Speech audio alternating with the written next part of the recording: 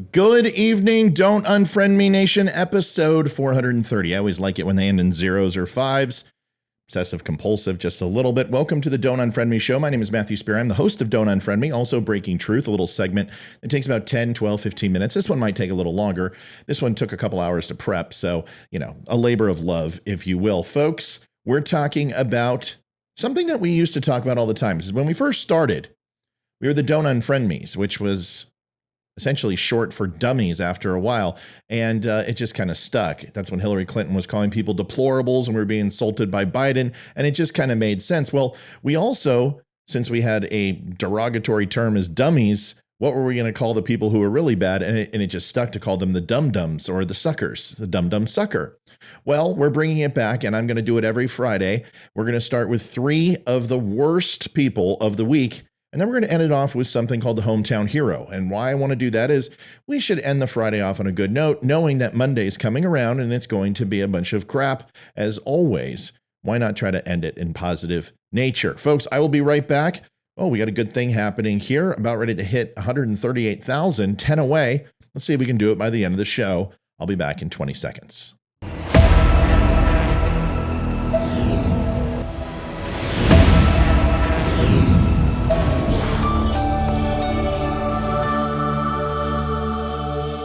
Folks, thank you for stopping by tonight. You can stop by and find me at The Dumb Show or thedumbshow.com and follow us. We're live at 8:30 every Monday, Wednesday, and Friday, and then a recorded show Monday through Friday. Stop on by. You can take a look at our catalog and our library. Let's get to the show since people are always impatient. First off, we're going to talk about the Dum-Dum Awards.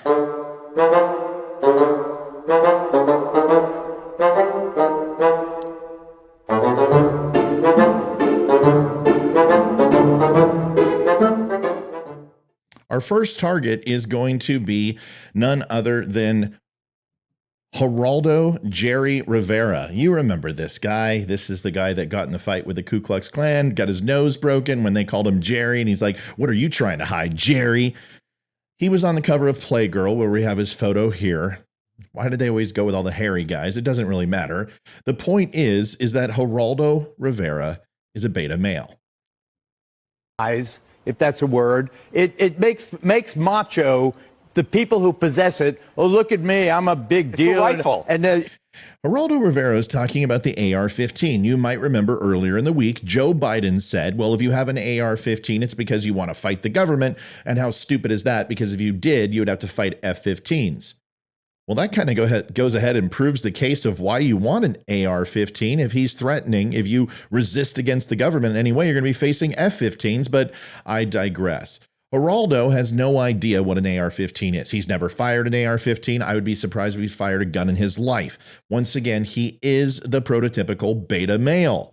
And when he's not fighting KKK members or looking for Al Capone's safe, he is now known as Geraldo at large. Yes, you may see that when you see him on these shows as Dan Bongino is slapping him upside and down the TV screen, is that when he's introduced, it has to be said Geraldo at large. Why? Well, because it's in his contract. That's how ostentatious this guy is. Let's watch the rest. It's not a rifle. Yes, it's Greg. a rifle. It is a machine. What does AR stand for? It is. What does AR stand for? The number one thing that I ask liberals every time they call it an assault rifle. There's no such thing as an assault rifle, but there is an AR, and it stands for Armalite, which is the company that made the original AR-15 and all of its modular accessories and makes it compatible to be a very amazing sport utility rifle. It can be used as a pistol, surprisingly enough. It can be modified for home defense. It's a fantastic weapon, but it's not a military style weapon. It's not the M16, which was a pop gun. It's not the M4, and it's not fully automatic, as he calls it, or just automatic, like real sportsmen call it. Semi-automatic or 3-round burst. It's simply semi-automatic, which means every time you pull the trigger, a bullet flies down the barrel. You don't hold it and it just goes, but Geraldo doesn't understand the difference, as he openly states. It is an automatic rifle. No, that's not what it is. Well, all I know is that AR-15s have no place in American society other than sport clubs. And I agree with him on that. I also think, ironically, that we do need more IRS agents if they say we need. Ironically, we need more IRS agents. Not a surprise, considering that he spends a lot of time down south and out of the country where there's a lot of socialist countries. He also believes in unfettered access to the border, even though he says he believes in borders. This guy is a closet liberal. He's a leftist. Everyone knows it, but he just goes ahead and rides the fence in order to keep his contract with Fox News. He's horrible. Absolutely horrible. Ill-informed, doesn't understand much about anything, and he is our dum-dum, first dum-dum of the week. Next, we go into Al Lockbox Gore. I invented the internet. Looks like he's got a little bit of Donald Trump's tanning stuff going on there. I guess that didn't stay popular once Donald Trump came into office. Al Gore, the gentleman who is going to lead us into the apocalypse because of global warming or climate change or global cooling or whatever the hell he's calling it now. Let's listen to Al Gore as he was at the summit screaming, yelling, and melting down as fast as polar ice caps because Al Gore doesn't miss an opportunity to say the sky is falling like he has been for the last 25 years. We are not winning.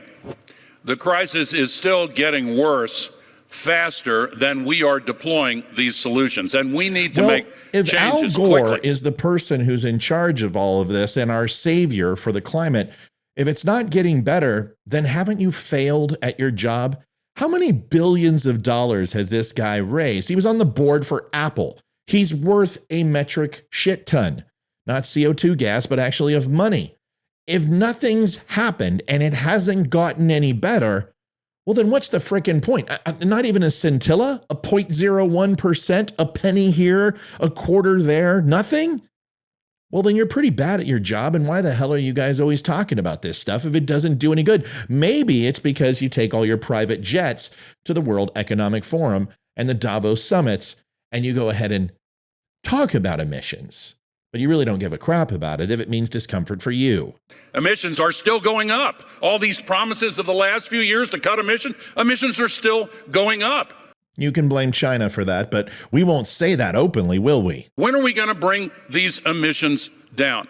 And just to put the science in a slightly different context, people are familiar with that thin blue line that the astronauts bring back in their pictures. You know, a thin blue line when it comes to police, but I understand what he's talking about. Troposphere, ionosphere, stratosphere, some sort of sphere. But the question that I have for you, once again, is that if nothing's changed and you have absolutely no positive numbers to share, well, then maybe you're not the right guy for the job. From space, that's the part of the atmosphere that has oxygen. Folks, this is really, instead of talking about science, let's go ahead and talk about something that isn't science, and I'm going to try to explain it to you where it makes absolutely no sense. Here is where he loses not only the page, but goes off the rails completely in a meltdown. The troposphere, and it's All only right, 5 it to was the 7 troposphere. I named 3 out of 3 kilometers thick. That's what we're using as an open sewer.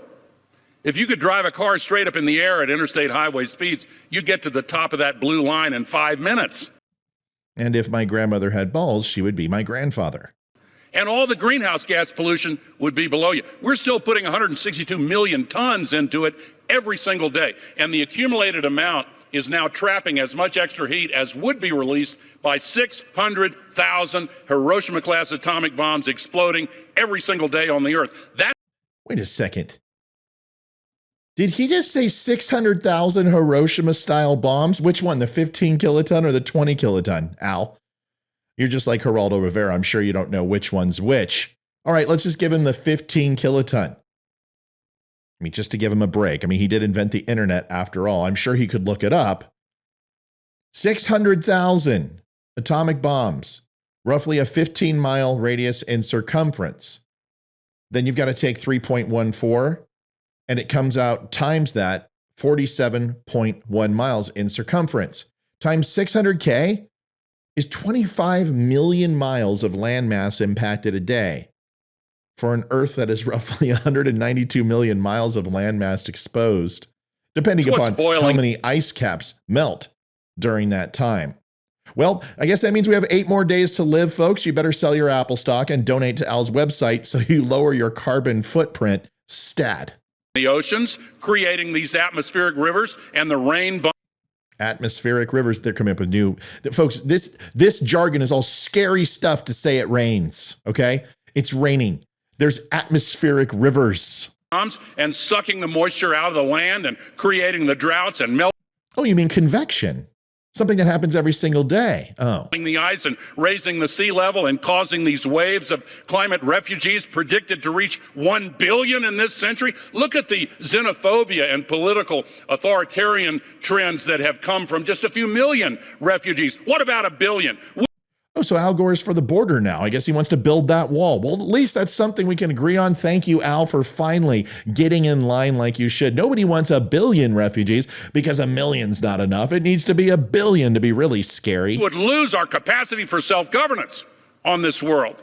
We have to act. Now so he's in answer to your language. question, I would say we have to have a sense of urgency much greater than we have yet had, and we need to make some changes. We've heard about divide. We've made changes. How many more changes do we need to have? You cannot fart. You can't eat a cow. You can't get on a plane. We have to plant plants and live in bamboo huts. I mean, what the hell are we supposed to do? Once again, 25 years of this. This goes back to 1950, folks. The Democrats have been screaming this, that it's all going to end, whether it's fluorocarbons, whether it's using Aquanet, whether it's the rainforest, acid rain, thermonuclear war, or freaking nuclear power plants. I mean, murder hornets, COVID. I mean, it's always something with these people. Why can't they just stop living in fear and trying to make us scared? At this conference between the North and South, and the East and West. There's another divide, increasingly, between those who are old enough to be in positions of power and the young people of this world. Greta Thunberg was just arrested in Germany. I agree with her. Great. He's taking marching orders from a 19-year-old, just got out of prepubescence, who just did not get arrested in Poland, it was a movie set, man. I mean, they had cameras, they were smiling and laughing. They walked her to a car through a muddy trog of mud and water and hay, and then they picked her up and carried her. It looked like they were hog tying her. Ultimately, so her boots didn't get wet. Oh yeah, she's really a survivalist, one with nature. Come on, Al Gore's taking orders from a 19-year-old girl. Outstanding. Efforts to stop that coal mine in Germany. Young people are the coal mine that was next to a completely abandoned town where nobody was living. Yeah, it was doing a lot of harm then. Let's go ahead and build more cars so we can go ahead and scorch earth and do that versus go ahead and burn in some coal. Around the world are looking at what we're doing. They look at the World Bank and they say, oh, you've got a climate denier in charge of the World Bank. So why are you surprised that the World Bank is completely failing? I'll be honest with you. I don't know if I disagree with a lot of what he said. The World Bank is a complete failure. Well, I guess that ends populism. Thanks so much. No more World Economic Forum and New World Order. Thanks a lot, Al. Here's the next one. Number 3 is Gary Magoo Bettman. I am a hockey fan. I've been a hockey fan my entire life. I despise Gary Bettman, but this one really takes the cake. I want you to watch this video. I want you to take a look at what this is about. It's about the Philadelphia Flyers player who there's been this pride push in the NHL. It's been massive to embrace pride, to have a month where the NHL changes all their logos to rainbow and everything else. And that's fine. I don't care.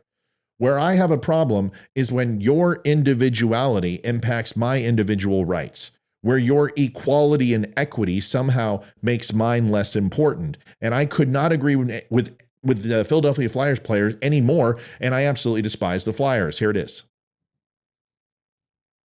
And Tort says he respects the decision you made. It's for religious purposes. Can you expand on that a little bit? Yeah, I respect everybody, and I respect everybody's choices. My choice is to stay true to myself and my religion. That's all I'm going to say. How do your religious beliefs? Like I said, that's all I'm going to comment on that. If you have any hockey questions, I would answer those. Ivan, did you have any concern that not participating in warm-ups would affect your status for the game? Did you not hear what I just said? Can you respect that? Ivan Provorov absolutely going up and giving the freaking 5-finger palm to the reporters. And here's the thing. If he doesn't want to wear the jersey, he shouldn't have to. That's not the point. The point is to teach people to be more tolerant of others. He is. He doesn't care what you do. He doesn't care what color you are. He doesn't care about your sexual preference. He doesn't care if you are my grandfather who has balls versus my grandmother. He doesn't care. He just doesn't want to wear the jersey because that's a little bit more intimate and different. And isn't that what this whole process is all about? Is to celebrate people's individualism? Isn't that what we are as a country? Or do we really think we need to take foreign players from overseas and force them to do something that they don't want to do? For the game. This is Torts. This man has been involved with more hockey teams than just about anybody. He is one of my favorite coaches who I have never had as a head coach. He is brash. He is direct. He doesn't take any shit from anybody, and I love him. What's great, he also stands by his players, not to a fault. He has no problem benching him. He has no problem making him do bag skates. But what he will not do is allow the press to trounce on his players. And he does it here by, one, protecting the Philadelphia Flyers organization and his players at the same time. And yes, even the giant douchebag, Gary Bettman, who's been forcing this down everybody's throats for the last 5 years. There's a report that he wasn't in warm-ups because he didn't want to wear the Pride jersey for Pride Night. Do you have any comment on that? Yeah, I think the organization has sent out a release regarding the organization, the beliefs that we have and how we feel about it, and really a great night. With Provi, he's being true to himself and to his religion. This has to do with his belief in his religion. And it's one thing I respect about Provi. He's always true to himself.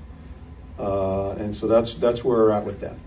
Was there any consideration on your part when he chose not to wear the jersey to not play him as a result? No. I'm not going to answer many more questions on it because I just think it's unfair. I know you're going to probably talk to Provi, but yeah, I'm not going to spend a lot of time on it. I think it was a great night in celebrating. Organization has put out a statement, and I'm not going to get too deep into the conversation. Handled like a pro, and he didn't cuss at anybody. Yeah, he looks a little bit like Arthur Fonzarelli or Henry Winkler. I honestly would have Torvi be the kind of local hero of the week if I didn't have to pick on Bettman. Bettman locked out the NHL. The NHL was on its way to take over basketball as the third most popular sport, and it set it back 25 years. Bettman's a jackass, and he most assuredly deserves the third DUM-DUM award of the week. Here is the good story, and I hope you enjoy it. Let's get into it real quick.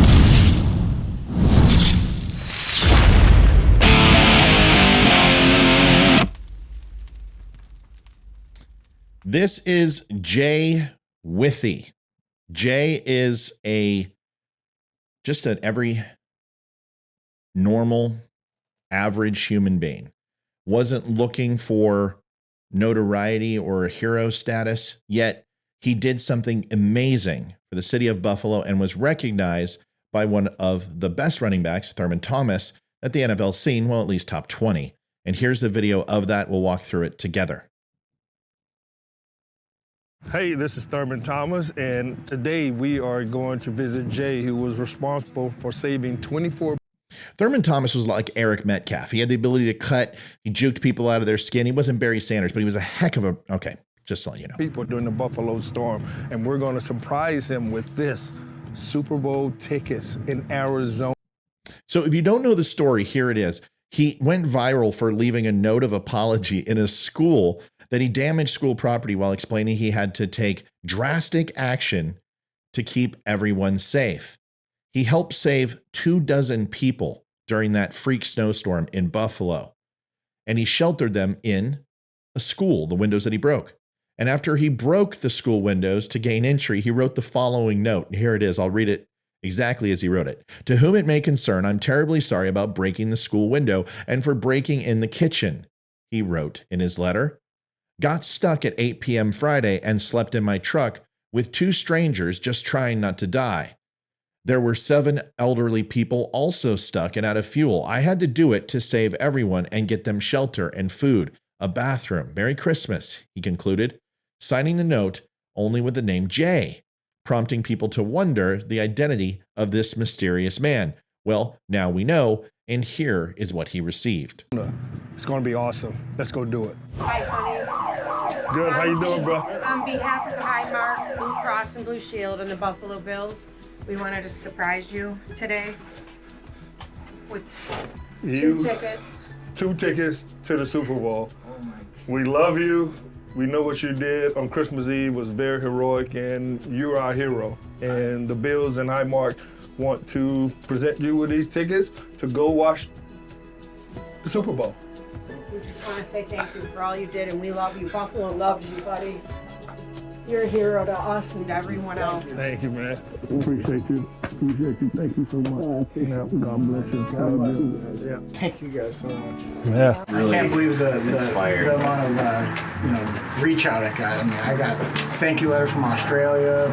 I can't believe how far it got, but it was wild. Yeah. Hero somebody who puts, the health and safety of others before themselves, and you did that. On behalf of all of us, thank you from the bottom of our hearts. Well, the Buffalo Bills may not win the Super Bowl, but obviously they win with a person like that. Amazing story, and I hope you enjoyed it tonight. Definitely worthwhile to end on a positive note. Folks, we will be back at 8:30 tonight. Leroy, Amy, and myself, we're going to talk a lot of the things that have been going on this week, including some of these stories, and expand on that. Thank you for joining. I will go out like I always do with the Veteran Crisis Hotline, talking about heroes. 1-800-273 8255. Press 1. 22 veterans a day commit suicide. It's way too many. Traumatic brain injury, anxiety, depression, all very real, and veterans are struggling. Please do me a favor. We all know veterans need swim buddies and battle buddies, but right now they need anybody, and the anybody is you. All you have to do is provide them this number. If they're not able to call, reach out to me. I will help. I've helped hundreds of vets through this program and others. All you have to do is pick up the phone. It's free of charge. It'll never be reported to their duty station. And last but not least, if you're a civilian, don't let the word veteran fool you. All you have to do is call, and they will take care of you as well. Folks, do me one other favor. Stop by the Don't Unfriend Me site. Pick up a cool shirt, some amazing coffee from Minuteman Coffee, and also visit my good friend over at pfcflags.com. This is Jason and Katie's site, the flag behind me with the AR, the fully automatic AR, assault rifle, hand grenade launcher, and rocket propelled quantum phase plasma rifle and 40-watt range that Al Gore loves is mounted on that flag. It's all made of wood. It's made in the United States, and it is absolutely beautiful. Please stop by PFC Flags and take a look. Folks, thank you so much again for stopping by. I'll see you tonight at 8:30, and I'll have another recorded show for you on Monday. God bless. Oh, and I forgot my outro. 3, 2, 1, maybe.